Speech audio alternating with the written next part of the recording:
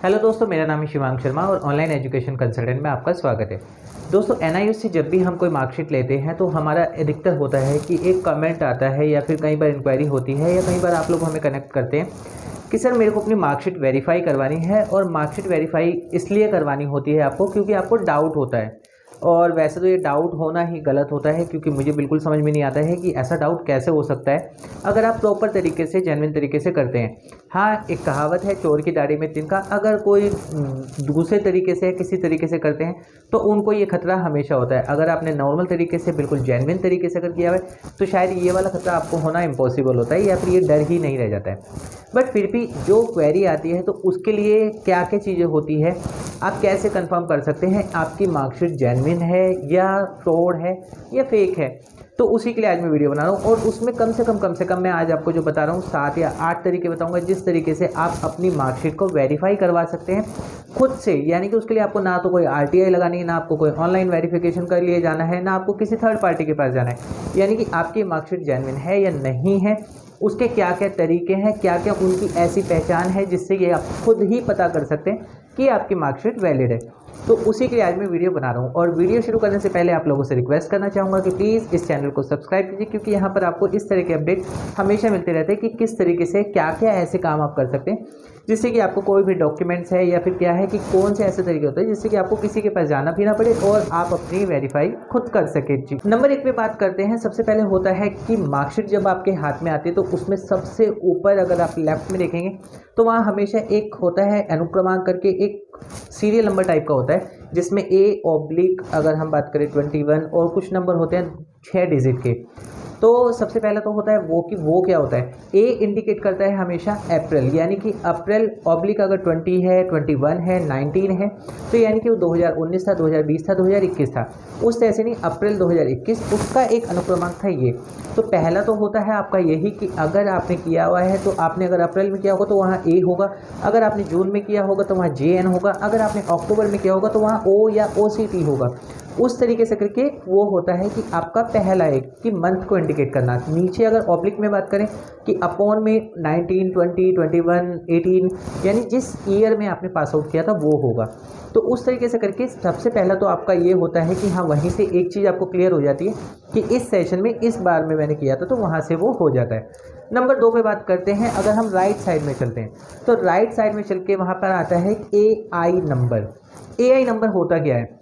AI number अगर basically बात करें तो आपको जब आई कार्ड मिलता है, एग्ज़ाम से पहले आपको एक आई कार्ड मिलता है तो उस पर भी वो होता है, बेसिकली वो आपका सेंटर इंडिकेट करता है। यानी कि आपने किस भी स्टडी सेंटर से आपको अलाउट हुआ था तो वो इंडिकेट करता है AI नंबर।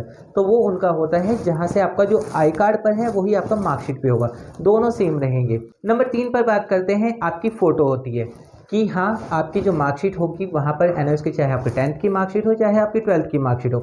अभी पिछले कुछ सालों से मार्कशीट आना कंपलसरी हो गया है, 10-15 सालों से।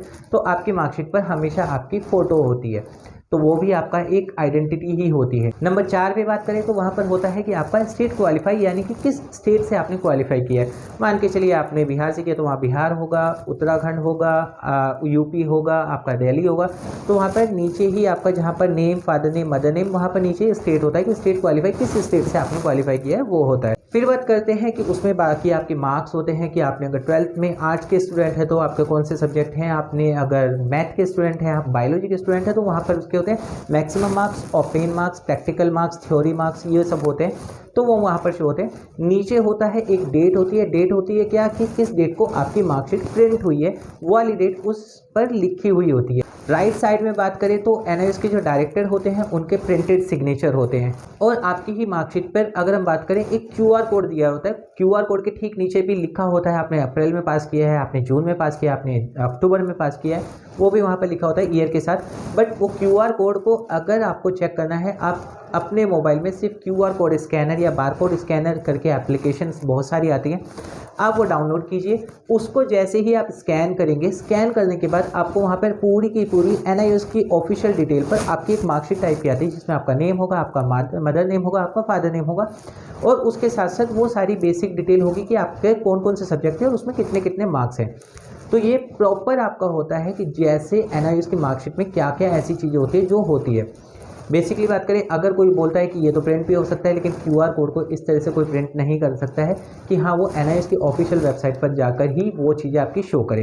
एंड अगर फिर भी आपको डाउट है, सबसे बेसिक होता है कि आप NIOS की ऑफिशियल वेबसाइट पर जाइए, nios.ac.in। उस पर जब आप जाएंगे तो वहाँ पर जाकर आप अपने रिजल्ट सेक्शन में चेक कर सकते हैं। रिजल्ट हमेशा होता है आपका वहाँ पर, जब रिजल्ट सेक्शन में जाते हैं तो वहाँ पर होता है आपका ऑन डिमांड है या फिर आपने किस ईयर में किया तो उसका दिखा देगा कि 21 का है, 20 का है, 19 का है। और एक और है, एक सेक्शन और आता है जिसमें 1990 से लेकर और 2020 तक के जो भी रिजल्ट है NIOS की ऑफिशियल वेबसाइट पे अगर आप वहाँ चेक करते हैं और वहाँ अगर आपकी डिटेल शो हो रही है, आपका एनरोलमेंट नंबर या रोल नंबर दोनों सेम होते हैं, दोनों डालने के बाद, तो आपका 110% बिल्कुल सही है, आपको कुछ भी घबराने की जरूरत नहीं है। और अगर वहाँ पर आपकी डिटेल नहीं आ रही है और उसके बाद अगर कोई आपको बोले कि ये आप RTI करवा लीजिए, हम इस तरह से वेरीफाई करवा के आपको दिखा सकते हैं, वो बिल्कुल जेन्युइन है, वो कोई भी आप जेन्युइन मत मानिएगा अगर ऑफिशियल वेबसाइट पर आपकी डिटेल शो नहीं होती है। सेकेंड नंबर पे बात करते हैं कि कई बार होता है कि क्वेरी होती है, मैंने 10th इसी साल किया है तो क्या मैं 12th भी NIOS से सेम ईयर में कर सकता हूँ? जी हाँ, बिल्कुल आप कर सकते हैं, लेकिन कैसे कर सकते हैं? इसके लिए हमें क्या होता है कि आप 10th मान के चलिए, हमने अभी 2022 अगर चल रहा है, 2022 में हमने अपना 10th में पास आउट कर लिया है अप्रैल में, तो उसके बाद सेम ईयर आप 12th के लिए NIOS में रजिस्ट्रेशन कर सकते हैं। बेस उसमें रहेगा क्या कि हाँ, आपका 12th के लिए जब आप एनरोल करेंगे तो आप सिर्फ 2 या 3 सब्जेक्ट ही एक साल में दे सकते हैं। यानी कि फिर क्या है कि देना आपको पूरा 2 साल ही, जैसे कि 10वीं के बाद एक स्टैंडर्ड टाइम होता है कि 12th के लिए कि आपको पूरा 2 साल लगना ही लगना है, वो आपका लगेगा। बट अगर आप 10th के बाद सीधा 12th में जाते हैं तो एक बेनिफिट आपको हो जाता है कि आपको 3 या 2 सब्जेक्ट एक साथ पढ़ने हैं और बाकी जो रिमेनिंग है आपके वो अगले साल करने, तो उससे जो परसेंटेज ऑफ मार्क्स है आपकी वो बहुत अच्छी बन जाती है। यानी कि कई बार होता है जब NIOS से करते हैं तो वो 1 साल का जो गैप दे देते हैं, उसके लिए मैं हमेशा सजेस्ट करूँगा कि आप गैप ना दें, सेम ईयर NIOS से एनरोल करें, जिससे कि आपकी जो परसेंटेज है, मार्क्स ऑफ परसेंटेज, एक साल में 5 सब्जेक्ट के पेपर देना और एक साल में सिर्फ 2 या 3 पेपर के देना, तो उसमें परसेंटेज ऑफ मार्क्स आपकी बहुत अच्छी बनने के चांसेस रहते हैं।